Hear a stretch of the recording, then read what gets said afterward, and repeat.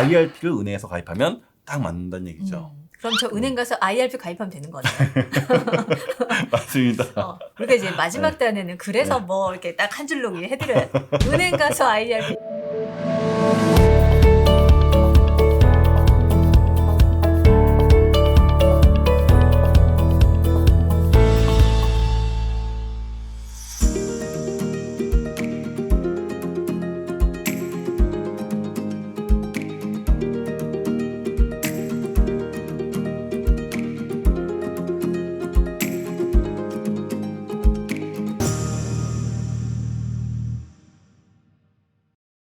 전문 강사들의 영상 플랫폼 온토리TV 민수경입니다. 안녕하세요. 안녕하세요. 예, 충전스쿨의 양보석입니다. 반갑습니다. 안녕하십니까, 대표님. 네, 안녕하세요. 네, 오늘 좀 보석 같은 이야기들을 네. 좀 많이 해주실 텐데, 네.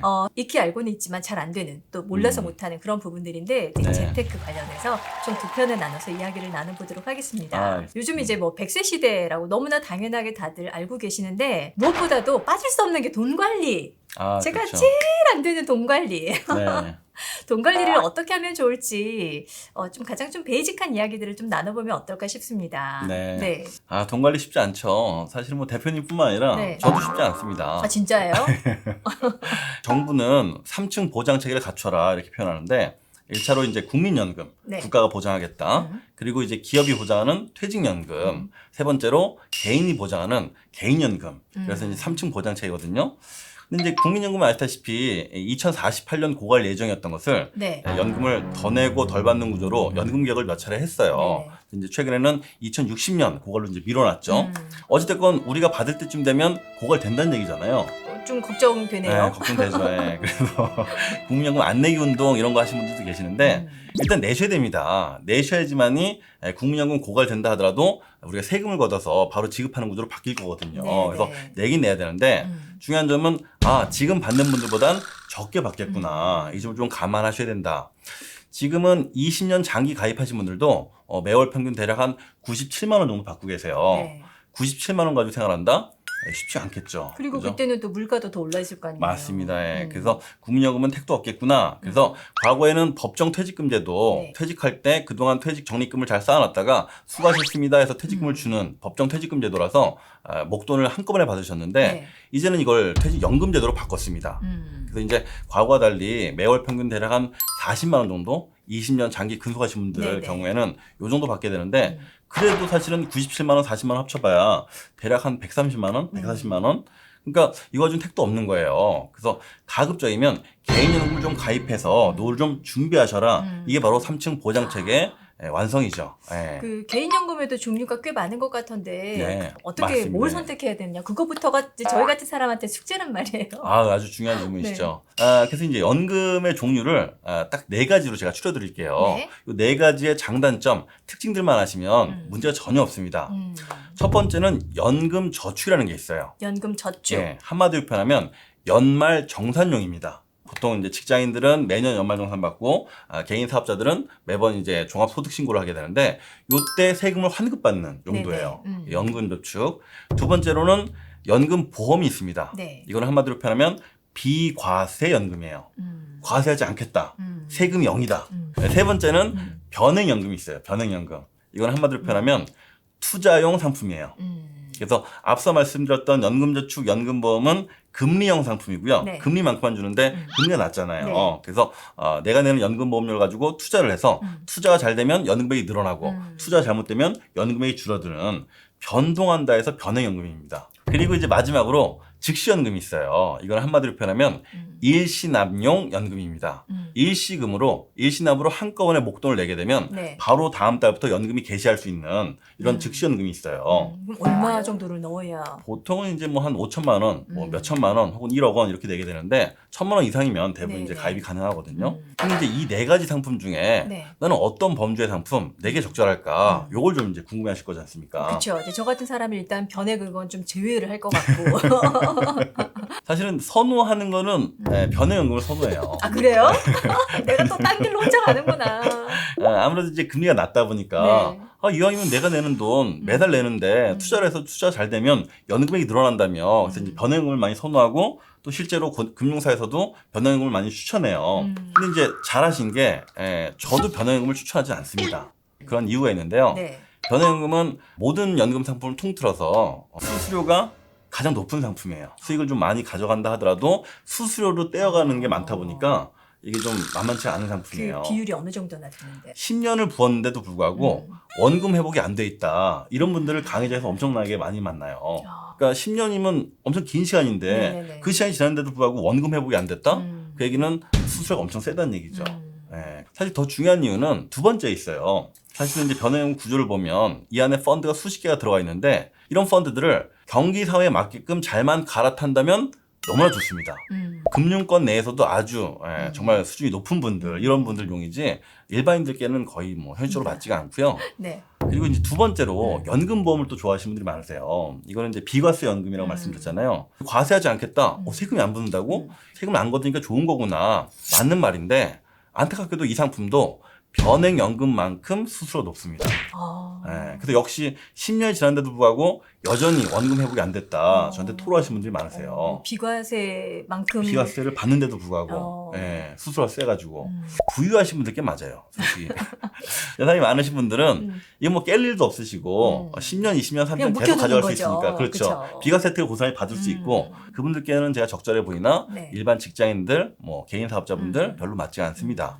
그리고 이제 즉시연금은 어찌됐건 이제 연세 좀 많으신 분들께 추천할 수 있다는 얘기죠. 이제 그동안 모은 게 별로 없는데 연금도 부족한데 한꺼번에 내게 되면 바로 연금을 개시할 수 있으니까. 그럼 일반 직장인분들 혹은 또 일반 지금 개인 사업자분들 대다수의 국민들은 혹시 연금저축이 좋다는 얘기냐. 재밌게도 연금저축을 권유하거나 이런 뭐 설계사분들 이런 분들은 별로 없으세요. 심지어 은행은 판매를 종료했습니다. 은행이 판매를 종료했다는 얘기는 맞는 게 하나도 없다는 얘기거든요. 그렇지. 역으로 생각하면. 맞습니다. 근데 재밌게도 그 얘기는 돌려 얘기하면 여러분들과 제게 유리하다는 얘기예요.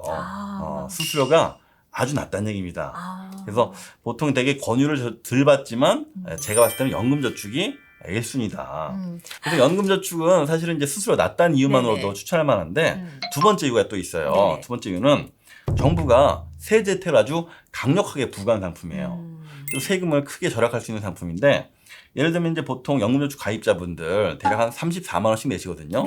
왜 34만 원씩 낼까? 그 이유는 연말 정산할 때 400만 원에 맞춰서 내기 때문에 채워서 오는 거예요. 역으로 계산해서 맞습니다. 34만 원인 그렇죠. 거네요. 1년 12달. 근데 왜 그렇게 맞춰서 낼까?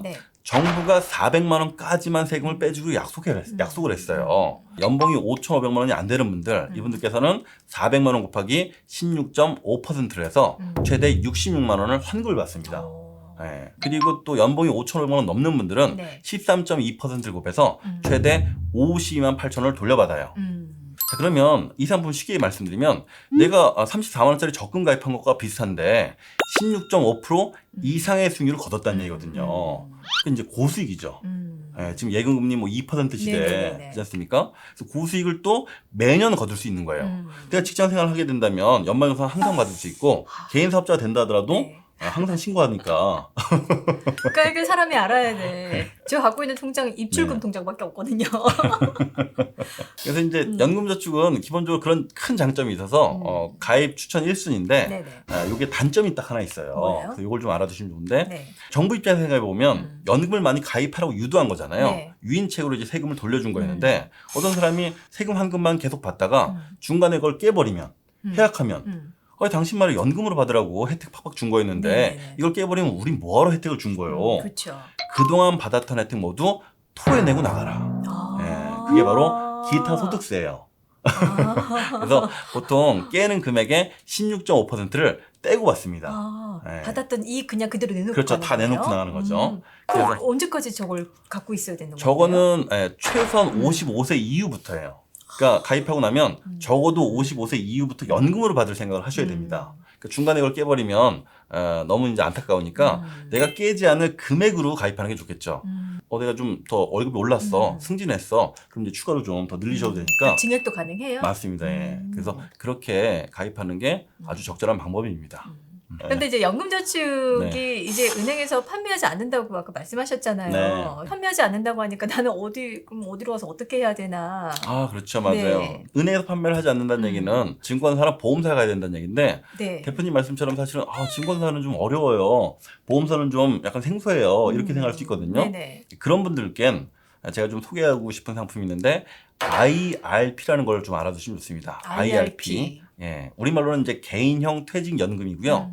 영어로는 Individual Retirement Pension이에요. 네. 그래서 쉽게 얘기하면 아까 기업연금이라고 해서 퇴직연금 기능이 따로 있다고 말씀드렸는데 요거는 내가 내 돈을 적금처럼 붓는데 이것도 퇴직연금으로 봐주겠다는 얘기입니다. 간주하겠다는 얘기예요. 그럼 뭐가 좋은데요, 그러면? IRP는요, 정부가 연금저축과 똑같은 세제 혜택을 부과한 상품이에요. 야, 이거 연금저축도 가입하고 IRP도 가입하면 세금을 많이 돌려받을 수 있다는 얘기구나. 맞습니다. 그래서 직장인 재테크, 세테크 1순위는요, 제가 봤을 때는 연금저축 IRP다. 다만, 연금저축은 400만 원까지만 아까 한도가 네네. 정해졌잖아요. 네. IRP는 연금저축과 합쳐서 총 한도가 700만 원까지. 그래서 제가 왜 서두에 은행을 선호하시는 분들께 IRP를 소개했느냐. 네. 은행에서 연금저축을 가입하고 싶어도 가입할 수 없는데 세제 혜택은 받고 싶다. 그런 분들은 IRP를 은행에서 가입하면 딱 맞는다는 얘기죠. 그럼 저 은행 가서 IRP 가입하면 되는 거네요. 맞습니다. 그러니까 이제 마지막 단에는 그래서 뭐 이렇게 딱 한 줄로 해드려요. 은행 가서 IRP. 근데 여기에 대해서 뭔가 이렇게 뭐 질문을 하거나 현장에서 네. 좀 그런 분들은 없으세요? 뭐 질문 많죠. 예. 내가 나중에 국민연금을 받게 되는데 혹은 공무원연금을 받게 되는데 공적연금을 받게 되는데 그때 이런 IRP나 연금저축하고 합쳐서 합산 과세당하는 거 아니냐. 그럼 내가 손해받는 거 아니냐. 이런 경우들이 많거든요. 근데 이거는 분리과세 상품이에요. 과세를 완전히 따로 하기 때문에 네네. 공적연금을 아무리 받는다 하더라도 전혀 합산과세가 되지 않습니다. 이제 그런 질문들도 많이 받고요. 이걸 그러면 은행에 가는 게 좋을까? 증권사나 보험사 가는 게 좋을까? 네. 헷갈릴 수 있거든요. 네네. 제가 좀 정확히 나눠드리자면 원금 까먹는 걸 정말 너무 싫어한다. 예, 이런 저요. 분들은 당연히 은행. 예, 그리고 나는 이왕이면 요즘같이 저금리 상황에서 돈을 좀 불리고 싶다. 이런 분들은 증권사를 좀 놓고 하는 게 좋겠죠. 그리고 보험사도 낄 수 있겠죠. 보험사 같은 경우에는 이제 길게 가면 은행보다 유리해지거든요. 그래요? 예, 보험사는 이제 복리로 적립을 하다 보니까 한 15년 정도를 기준으로 그 이후로 가면은 보험사가 훨씬 유리해져요. 그래서 나는 좀 장기간 혜택을 볼 생각으로 좀 가입하고 싶다. 내가 묶어둘 자신 있다. 안 뺏어 쓸 자신 있다. 이런 분들만 보험사를 생각해 보는 게 맞습니다. 대표님 오늘 말씀 잘 들었고요. 네. 다음 시간에는 아마 요즘에 굉장히 많은 관심들을 갖고 계실 것 같아요. 네. 좀 속상하신 분도 많을 것 같기도 하고, 네. 그렇죠? 네, 주식 관련해서 좀 이야기를 나눠보도록 하겠습니다. 좋습니다. 네.